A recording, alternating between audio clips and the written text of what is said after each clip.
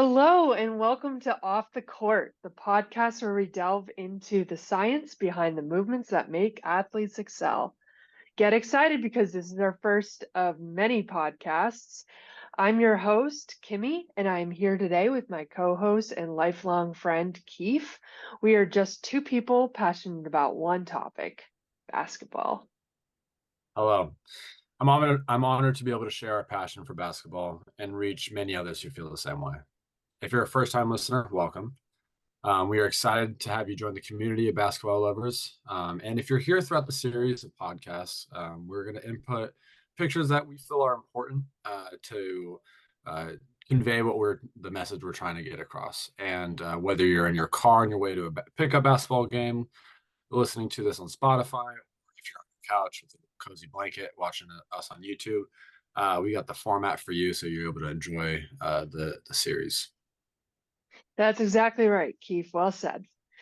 Now it's time, the moment everyone has been waiting for. Today, we are going to take a deep dive into the biomechanics of one of the most iconic moves in basketball, the jump shot. Specifically, we'll be focusing on the proper technique for shooting a basketball and the biomechanic principles behind it. To help us understand this movement, we have with us today Dr. Melvin and Dr. Seinwick, two biomechanics experts who have studied mechanics of basketball extensively. So, welcome. Yes, thank you for having me. I'm just so excited to come on here, and we're really excited to discuss the biomechanics of one of the most important shots in the sport of basketball, the jump shot. Yes, thank you for having me as well. When I got the call asking to join my colleague Lexi on Off the Court, I was thrilled. I love the sport of basketball, and so this one's going to be a fun one today. Awesome. So let's start with the basics. What are some of the key biomechanical components of a jump shot? Yeah, so the jump shot essentially involves several key movements or phases that work together to generate power and accuracy. So some of these would include the approach, the jump itself, and the release of the ball, and then following it all, wrapping it all up is the follow through. And when thinking about the approach, the shooter is typically going to take a few dribbles to set up their shot. And during this phase, they're more focusing on positioning their body and aligning themselves with the basket. And this is going to really involve having the proper foot placement and balance.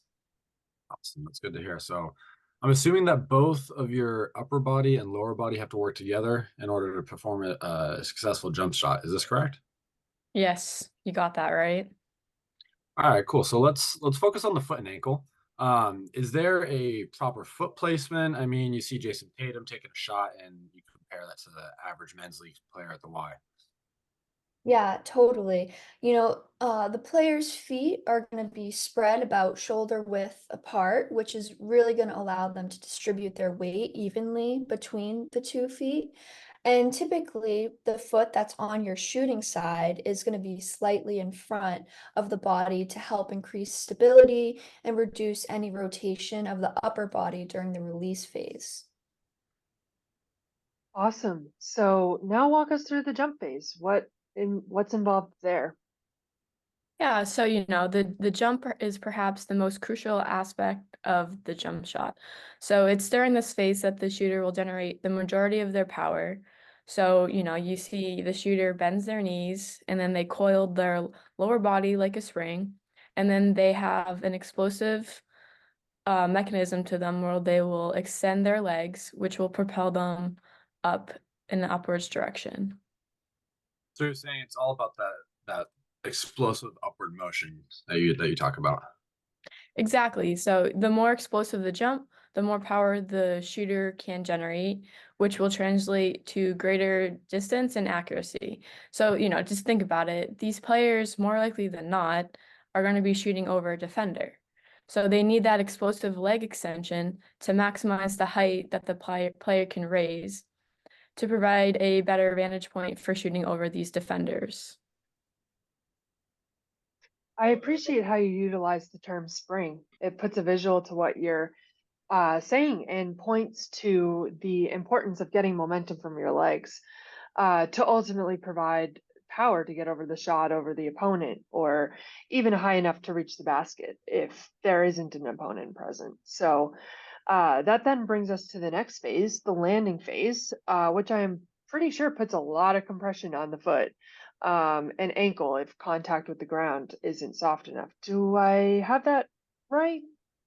Yes, you are exactly right. So, a hard landing is going to cause an excessive load on the lower limbs, and learning a soft landing is really essential for any basketball player. And, ultimately, if someone having those hard landings down at the ankle, the body's going to have to displace that force somewhere. And typically, that's going to work its way up the body, up the chain, higher up the leg. And this can cause further injuries up the leg as well. But of course, for today, we're just here to talk about the foot and ankle. So the foot and the ankle are going to be the first to absorb that shock when touching down. And, in fact, when looking at ground reaction force, there's some data on a counter movement jump. The peak force measured is at the landing phase, being almost double any other point on this graph. And so taking all of this into account will be really important when looking at the prevention of injury at the foot and ankle. So we'll talk about injury prevention in another episode. So listeners, definitely stay tuned for that.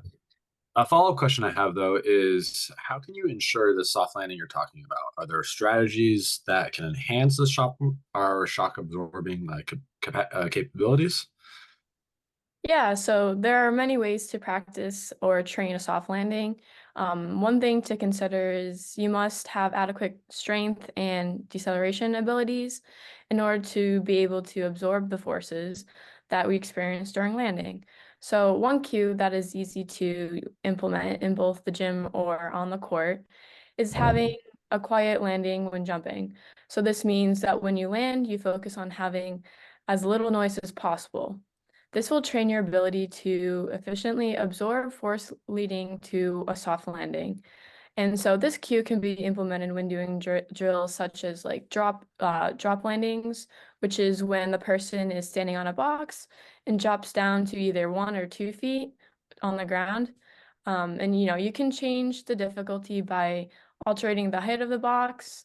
So this is a great drill because it will translate well to many situations in basketball.